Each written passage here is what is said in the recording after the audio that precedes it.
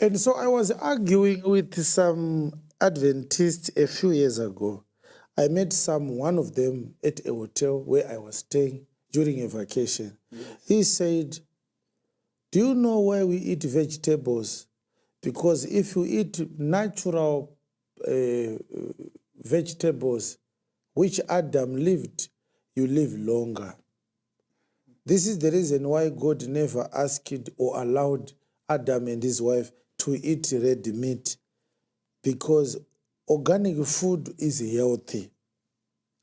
So the moment he mentioned organic food, I said to him, I want you to revisit your English studies. The word organic does not mean vegetables. It simply means natural. Yes. Foods that are planted and grown through natural manure without modifying the genetics of the plants, without also using chemicals to expedite the maturity process of whether you are talking about animals or plants. Yes. And I said to him, you can have organic chicken, you can have organic pork. Yes. The word organic there does not mean plant. It simply means naturally grown. Yes. So both meats and plants are farm products. Yes. Somebody says, I grow tomatoes on my farm. Yes. Somebody says, I do cattle ranching at my farm. Yes. They are both farmers.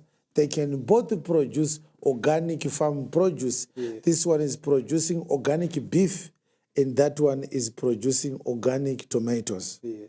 So the word organic does not necessarily mean vegetables. Yes. So I had to correct his English there.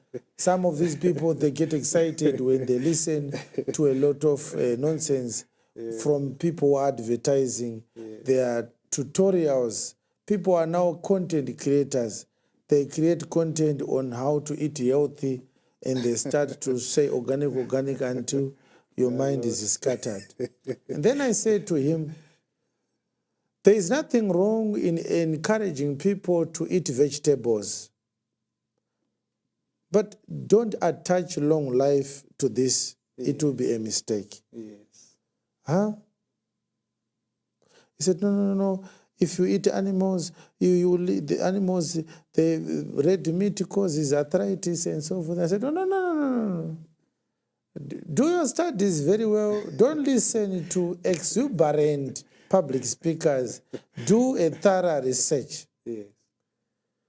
It is not red meat that causes arthritis. No. It is how much you eat it and how it is prepared. Yes. If it is prepared properly, it doesn't cause arthritis. Yes.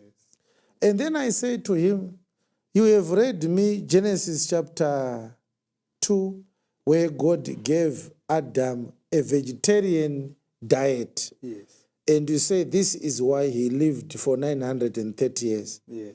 And then I said to him, how do you explain Genesis chapter number 9, verse 29? Yes? And all the days of Noah were 950 years, and he died. Do you hear my contentions? Yes, Noah even lived longer. Noah, who started eating meat, lived longer than Adam. Yes. In case our people have failed to compare these notes, please juxtapose Genesis chapter 5, verse 5, and Genesis chapter 9, verse 29. Yes. Adam, who survived on a vegetarian diet, lived 930 years. Yes. Noah, who ate all manner of meats, lived for 950 years. Yes. So, how do you explain that? You see, I think he was embarrassed.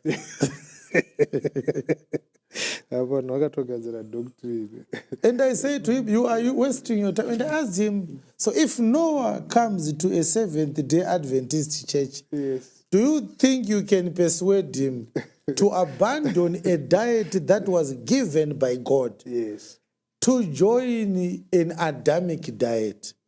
And so my question to him was, who do you think was closer to God at the twilight of his life between Adam and Noah? Yes. And I was saying that God was cruel to Noah by misleading Noah into eating meat. Actually, God said to Noah, all manner of meat. Yes. What did he say in verse 3?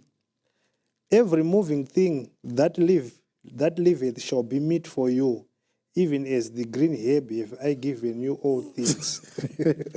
So God said, don't stop eating vegetables, but I'm adding meat to your vegetable diet.